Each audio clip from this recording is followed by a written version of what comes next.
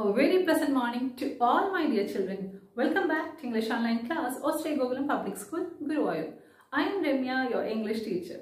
How are you all doing, children? I hope you all are doing good and safe at home. Yes? Okay, children. Then let's begin our today's session. We are discussing lesson 2 pronouns from our grammar text.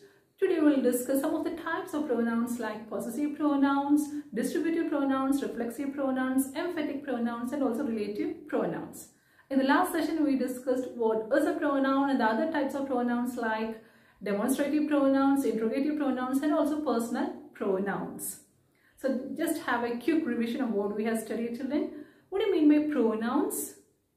You get to know from the word pronouns that there is some connection with nouns, isn't it? Pronouns have some connection with nouns. And what is the connection between them, children? We can replace nouns with pronouns.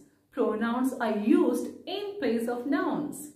Pronouns are used instead of nouns to avoid the repetitions. So some of the examples for pronouns are we, us, ours, I, my, mine. All these are examples for pronouns. So now let's get started with possessive pronouns. From the word possessive itself, we get to know the meaning. That is, possessive pronouns shows possession or belonging. It shows that something belongs to someone. Possessive pronouns shows that noun's possession or ownership. It indicates that who owns something, who is the owner of something. For example, Abhay bought a new shirt. The shirt is Abhay's. What do you mean by these sentences, children? That Abhay has a new shirt, okay? He possessed a new shirt. He is the owner of a new shirt. And that shirt belongs only to him because he is the owner of that shirt. It doesn't belong to me or it doesn't belong to you, okay? It belongs only to Abhay. So the shirt is Abhay's. How can I replace the noun Abhay's, children? I can say the shirt is his. I have replaced the noun Abhay with his. So that is the function of a pronoun. Pronouns replace the nouns to avoid the repetition. So every pronoun has the same function, okay? Whatever be the pronouns, whatever be the type of pronouns, every pronouns have the same function, that they replace the nouns. So which are the possessive pronouns? So I becomes mine and you becomes yours, she becomes hers, he becomes his, and it has no possessive pronoun. Then we becomes ours, they become theirs. So these are the possessive pronouns. So I hope you understood which are the possessive pronouns. Now let's look at some examples, children. This car is mine. So it means that car belongs to me. I am the owner of that car. And possessive pronouns are used after the nouns. For example, just take this example itself. The car is mine. So car is a noun, isn't it? It's the name of an object. So it is a noun. Car is a noun. So we have used possessive pronoun after the nouns. The car is mine. Mine is a possessive pronoun in that sentence. Children, now let's move to distributive pronouns. Before moving to the details of the distributive pronouns, let us consider a situation, okay? Just imagine it's your birthday today. We are in school. Don't worry, children. This would soon become a reality, okay? It was a reality a year before and again it will become a reality. Let's all pray for that, okay? Okay, so it's your birthday and you have brought sweets. What do you do with the sweets, children? You distribute to all of us, right? Yes, you give to principal sir, you give to vice principal ma'am, you give to all the teachers, you give to your classmates, and you give to your friends, you know, isn't it? Yes. So you distribute the sweets to all of us. The same is the case with distributive pronouns, and you never think, okay, I'll give to class leader because he or she represents the whole class. Do you think like that? No, never. And suppose you give a sweet to me, give chocolates to me, and you says that, okay, I have given to my class teacher, and so it is just like I have given to all the teachers. Do you think like that, or do you consider like that, children? No. You give to all the teachers and you give to all your classmates. The same is the case with distributive pronouns. Distributive pronouns are used to refer each member of a group. And the distributive pronouns are each, either, or either. You can pronounce it in any way, neither, neither, or everyone. So these are the pronouns, distributive pronouns. Which are the distributive pronouns, children? Each, either, neither and everyone. These are the distributive pronouns. I hope you understood what is the function of a distributive pronoun. Why do we use distributive pronouns? So distributive pronouns considers members of a group separately, not collectively. It does not consider it as a whole thing, okay? So distributive pronouns are used to denote persons or things separately.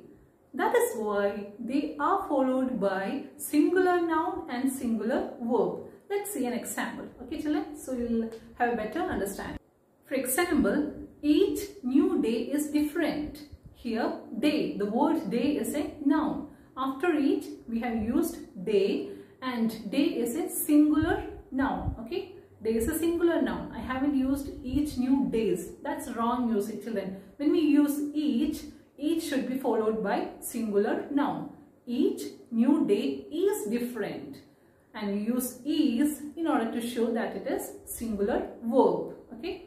So, what is the rule, children? Each or the distributive pronouns are followed by singular noun and singular verb. Let us look at another example, children. Each of the answers is correct. Why did I use answers, children? Just now I told you that after each I should use only singular noun, and I have used here es. Why is that so? Because if we use each of is followed by plural noun but singular verb itself. Each of the answers is correct. I never used are, okay? Each of the answers is correct. That is the correct usage. Either of these roads leads to the railway station. What do you mean by that, children? We had two roads that is leading to the railway station. So you can select any of these roads. Okay, you can select either this road or that road. So if there are two choices or two possibilities, you can make use of the distributive pronoun either. Okay, either of these roads leads to the railway station. Again, I have made use of roads because either of. Children, now let's discuss reflexive pronouns. I don't think there is a single day that we haven't looked at the mirror. Is it so? Every day we look at the mirror, right? At least once we look at the mirror. And what do you see in the mirror, children? You see your own image. Your own image is reflected back. You see yourself in the mirror, isn't it? Yes. So, the same is the case with reflexive pronouns. Reflexive pronouns are used when the action of the subject turns back to the subject. Sometimes in a sentence, both the subject and the object will be the same. Means it refers to the same person or thing. In that case, we use or we make use of reflexive pronouns. And how are these reflexive pronouns formed? They are formed by the words self, S-E-L-F, and also selves, S-E-L-V-E-S. Okay? These words are used at the end of personal pronouns. I becomes myself. Okay? You become yourself or yourselves. She become herself. He become himself. It becomes itself. They become themselves. We become ourselves. So that is how we form the reflexive pronouns. Okay, I hope you understood. Let's look at the examples for better understanding. For example, the boy painted the window himself. So here the boy is the subject, himself is the object. Okay, the boy and himself. Who is the himself here, children? Himself is the boy. The same person. Okay. Another example, the dog looked at itself in the mirror. So here the dog is the subject and itself is the object. And it refers to the same thing, same animal here, right? Yes. Dog, itself. Itself means the dog itself. Okay, it is referring to the subject itself. So that's why we told that we make use of reflexive pronouns if the subject and object in a sentence is the same, is referring to the same person or thing. Children, now let's discuss emphatic pronouns. Emphatic pronouns are the pronouns that emphasize the noun they refer to. And it is the same pronouns that are classified as reflexive pronouns like myself, ourselves, or yourselves, himself, herself, itself, themselves. The same are the emphatic pronouns. And what is the difference? So what is the difference between reflexive pronouns and emphatic pronouns? The only difference is a usage. Usage of these pronouns is different in reflexive pronouns and emphatic pronouns. The difference is that in the reflexive pronouns, they refer back to the subject when the object means the subject. But here in emphatic pronouns, we emphasize the subject itself. For example, the principal himself went to the student's house. Okay, we are giving importance only to the subject. We give or we emphasize, we give stress to the subject itself. The next one. So these emphatic pronouns are used soon after the nouns. The word principal is a noun. Okay. So in order to emphasize the noun they refer to, we make use of emphatic pronouns. Let's see some more example. For example, she cut herself. Here herself is a pronoun. Is it a reflexive pronoun or an emphatic pronoun, children? It is reflexive pronoun because here herself acts as an object. Okay, it's the object of that sentence. So reflexive pronoun usually comes at the end of the sentence. Usually at the end of the sentence, not always. Okay, so she cut herself. So here herself is the object and it means the same person. It refers back to the subject. It turns back to the subject. If I say she herself cut the cake, here herself is emphatic pronoun because I am giving more importance to she, okay, the girl or the woman. So if I give more importance to the subject or if I give more stress to the subject, then I am making use of emphatic pronouns. But if it is in the place of object and it refers back to the subject, then it becomes reflexive pronoun. I hope you got the difference between reflexive pronoun and emphatic pronouns. Both the pronouns are the same, but their usage is different. Children, now let's discuss relative pronouns. Relative pronouns are used to refer to the nouns already mentioned, to refer to the nouns mentioned before it. Okay, and the 5 relative pronouns are who, whom, whose, which and that. So what are relative pronouns, children? Relative pronouns gives more information about the nouns or pronouns mentioned before it, already mentioned. Okay, who, whom and whose are used to refer to people, whereas which and that is used to refer to things. So let's see some examples for your better understanding. For example, meet Satyam. He is a great swimmer. How can we join these two sentences, children? We can join these two sentences by using relative pronouns.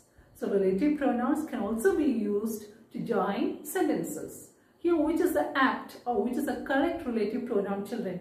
Which pronoun can we use here to join these two sentences? Meet Satyam, who is a great swimmer. So in the second sentence, he is a great swimmer. The sentence starts with he, and he is a subject in that sentence. So who is used to replace the subject, nouns or pronouns. We all know that pronouns are used to replace the noun. Let's see the next example. Our school has invited Mrs. Chandra as a speaker.